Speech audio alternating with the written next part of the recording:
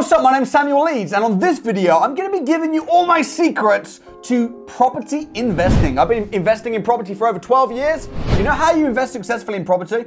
The very first thing you need to do, if you wanna be a millionaire, very first step is to smash the like button on this video. That will be absolutely amazing. So go ahead, smash the like button. I'm gonna be answering people's property investment questions from last Sunday, and then I'm gonna be answering your questions as well. All you need to do is comment below and I'll answer them for free. You don't have to pay me. All you need to do, smash the like button and of course subscribe to the channel. That would be amazing. Let's see what we've got from last week.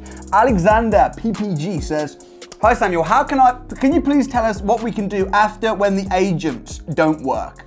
For instance, how do you get more leads in rent to rent? Which websites to use to send messages, build contacts, and etc. that will be needed to start to grow one's business? Many thanks. Okay, so if you're looking to do rent to rent, fine, you can go to the estate agents. If that doesn't work, my suggestion would be to continue doing it.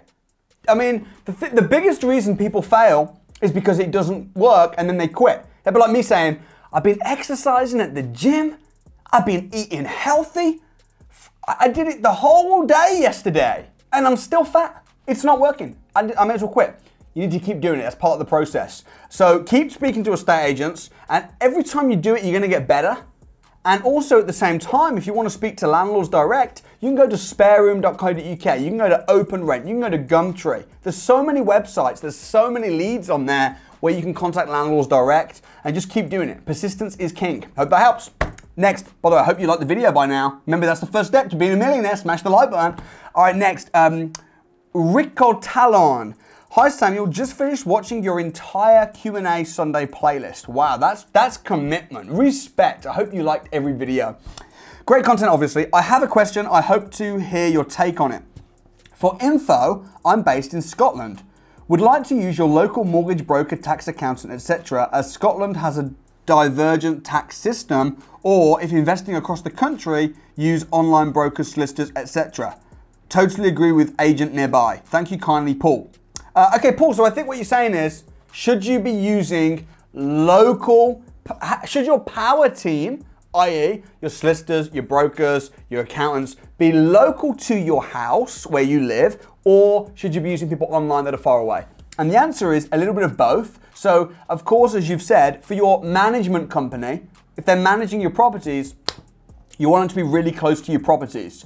Your accountants, your solicitors, your brokers, doesn't really matter. I mean, you might need to meet up with them occasionally to sign paperwork and stuff, but generally speaking, if they're a couple of hours away, it's no problem. Just make sure you get on with them, make sure they're investing in property themselves, and make sure they're solution finders, not problem finders. So as long as they understand what you're doing and they understand the laws within your country, you can literally use people anywhere. And sometimes people are like, I need an accountant near my house. You don't. You can use one a couple hours away. It's no problem. So that would be my advice. Hope that helps. All right, Ryan Ellison says, I'm looking at starting my investing soon. Could you quickly go through the quick steps, quick, of the order to get things in place, such as registering the limited company, creating a bank account for the company, finding an accountant, finding a lender, etc. Many thanks for your content. Ryan, I remember when I was a kid and I wanted to learn karate, and I asked for Christmas for a karate kit. I got the kit, I got the little white belt, had the outfit, had the scripts, watched Karate Kid on TV, but guess what? I never actually ended up doing any karate. And in the same way in business, sometimes you can get the company, get the accountant, get the business cards, get the perfect logo. That's not what you need. What you need is to find deals. When you start finding deals, you find a house you want to buy. Damn, I want to buy the house. Am I going to buy it in my own name or in a company? Maybe I need to quickly set a company up. You can set a company up within 24 hours. So just find the deal. Sometimes it's an excuse not to go make the money. You don't need a friggin' accountant. An accountant's job is to save you tax on the money that you earn. But if you're not earning any money, don't start paying for an accountant. Maybe have a meeting with an accountant to get a general first consultation of a plan, but just start making money. Focus on money-making activities only. Like how I should have focused on karate instead of getting the kit. All right, next, Red Rooster. A question on my behalf I've spoken with, okay? I'm a full-time single parent, currently reliant entirely on the state. I'm permanently semi-exhausted because of caring for small children and no external help. However, I'm intelligent, willing to work smart within my limited available time. What is an optional strategy to first get extra income to pay for help with cleaning and shopping, babysitting, etc. to free up my time to move into stage 2, full financial independence? Red Rooster, I'd probably recommend, if you're just looking for a little bit of extra money to help you while you're looking after your kid, maybe you just need a part-time job. I mean, property investment, listen, in property, you've got two choices. You can be an investor. In other words, you need money or other people's money to invest in property, or you be an entrepreneur, a property entrepreneur, rent to rent, deal packaging. If you're an investor, you need funds or you need someone else's funds. If you're an entrepreneur, you need time. You need blood, sweat, and tears. You need to roll your sleeves up. So if you're saying, I just need a little bit of extra money to help with the cleaning products and stuff, then maybe you just need a part-time job. And if you've already got a part-time job, maybe you need to say to your employer, hey, how can I be more valuable to you? How can I become more valuable to you? And you need to use your intelligence and your smartness to become more valuable to then get paid more. So that would be my general advice. I hope that helps. I don't know if that's what you wanted to hear, but yeah, smash the like button anyway. Online boss, hey bro, in one of your videos you said a HMO wouldn't work in the area your house was in. Could you give me a macro description on what kind of areas HMO will work and what areas it will not work in? So HMOs will work anywhere where you can rent out rooms. And you'll be able to rent out rooms anywhere where there's jobs and there's people and there's poppingness. So if you are in a city, okay, anywhere where there's a city, there's jobs, there's people, there's things. If there's a HMO within walking distance or a short bus journey of that city, you're going to be able to rent rooms out, general rule of thumb. If you're in a council estate and you're a 10-minute drive from the nearest co-op, it is not going to work for a HMO. So that's a rule of thumb. And Add the Support says, what's the first things you need in terms of knowledge to start a buy-to-let business? The first things you need to start a buy-to-let business in terms of knowledge would be, okay, buy to let. Buy to let. You need to know how to work out what the rent's going to be. Buy, you need to be able to buy low, and you need to be able to calculate the return on investment. If you know how to calculate the return on investment, you know how to negotiate a good price and know what the true value is, and be able to calculate what the true rent is, and figure out how to divide those two together and work out the return on investment, that's the first step. First thing you need to know in terms of knowledge. Daniel Aleku, do you organize crash courses? Are they online now? I do organize property investors crash courses. We're not running them at the moment because of the government, because of the restrictions. However, we are running them online. And you can do the crash course online for free if you're a Samuel 365 member. If you are not a Samuel 365 member, it's £195. It's an incredible course. If you are a Samuel 365 member, you can do it for free. And you can become a Samuel 365 member for a £1 trial, and then thereafter it's £95 a month. Hope that helps. Okay, Jagat. I'm Jags. I have 2 buy-to-let houses. I wanted to know what's the difference between buy-to-let house to buy a company name and a person's name. Also, if I didn't work, can I get a salary from my buy-to-let rent, please? Okay, so the difference between buying a property in a company and as an individual is very simply as exactly as we say. If you, the individual, buys the house, the property is owned by you, the person. That's okay. Many of my houses are owned by me, the person. That's okay. However, there are tax advantages to you setting up a company and the company owning the house instead. You still own the house because you own the company. There are tax advantages. There didn't used to be tax advantages. It used to be better for the individual to own the property. Now, there's more tax reasons to buy it through a company. Can you draw a salary? If you're making profit, of course you can.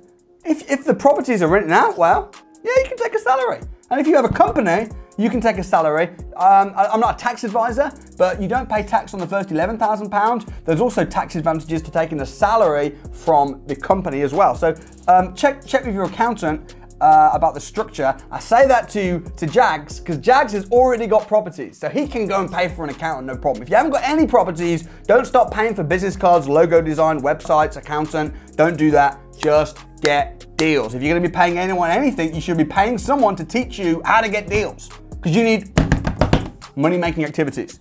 Jade says, just a quick question. Do you need to have a HMO mortgage on a HMO property? If you have a buy-to-let mortgage, can you rent it out as a HMO, or do you need to change the mortgage? So a mortgage is a mortgage is a mortgage. A mortgage is very simply a loan to you. Now that loan may have restrictions.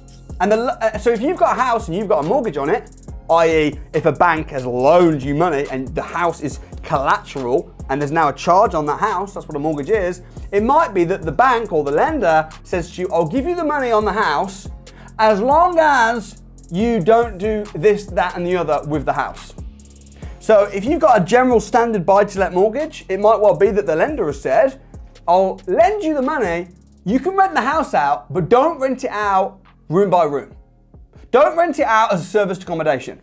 So you just need to make sure that you check what the terms and conditions are with the lender. It might be that you have a buy-to-let mortgage, and if you're doing it as a big proper HMO, sure, you're probably going to need a mortgage that's fit for purpose. But I've had properties that are just standard buy-to-let properties, and I thought I want to rent them out room by room. I've spoke to the lender, and the lender said that's fine. Consent to let, room by room consent. So just speak to the lender. It varies, and make sure that you are not renting it out against or in breach of any terms with the lender. But remember, don't overcomplicate this.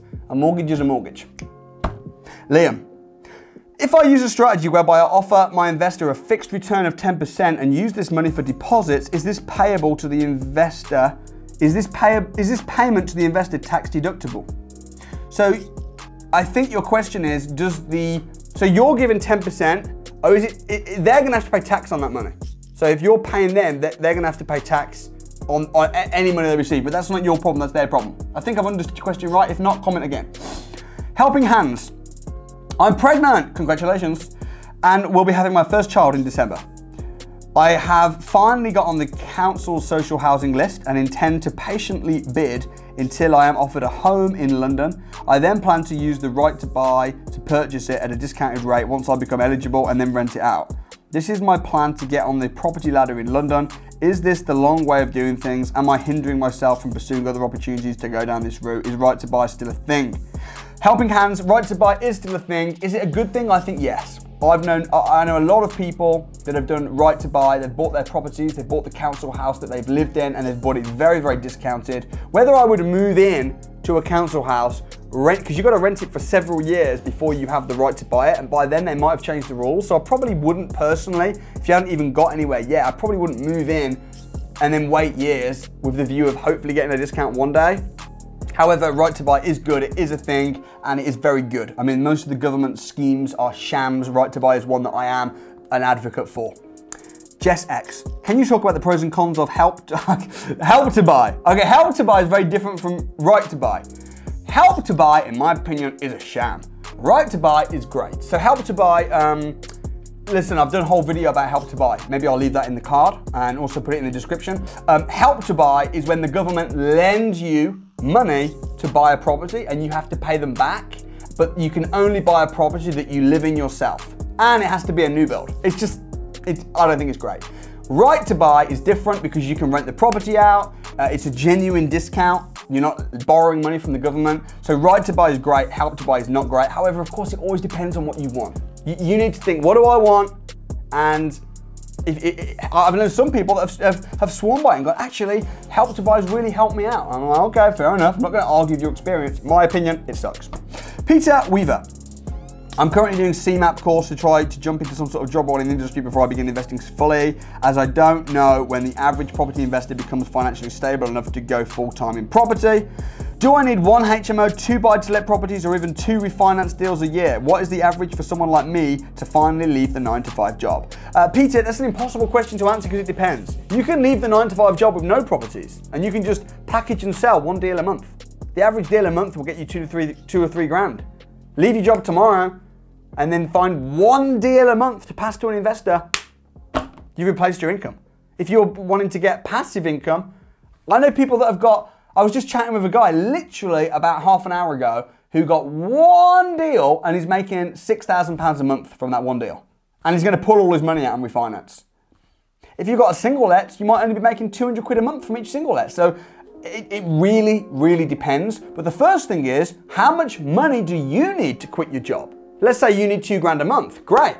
You need 2 grand a month. How are you going to get that? So it's very, very bespoke. All right, last one. Ouroboros. Hi Samuel, I currently live in a 2-bed flat in a decent area of Manchester and have £60,000 equity in it. I'm thinking about moving out, letting it out for £800 a month and renting a cheaper flat to live in. I'd like to pull my money out to buy a second place to let, but honestly don't have a clue. I've watched some of your content around BRRR, but I still don't understand the refinancing part. When you say just remortgage the property, what exactly are the steps? Very simple. If you've got equity in your property, most people think when they think of a mortgage, they think, I'm going to get a mortgage to buy a house. And you can do that, but all a mortgage is it's a loan against a house. So if you already own a house and you've got equity in it, you can speak to a mortgage company and you can say, hey, I already own the house. Can I please borrow money against the house? And you can then have a charge on the property. And if there's already a mortgage on it, you can say, hey, can I have a bigger mortgage? And I'm gonna use some of the new mortgage to pay off the old mortgage, and then the difference I'll keep. That is tax-free money because you don't pay tax on debt, and you can use it to reinvest into property and to grow your portfolio. Hope that helps. Thank you so much for watching. As I said, first step to being a millionaire, smash the like button, subscribe to the channel. Can't wait to hear your questions. Comment your questions below, and I'll be answering your questions next week. Thanks again. See you real soon.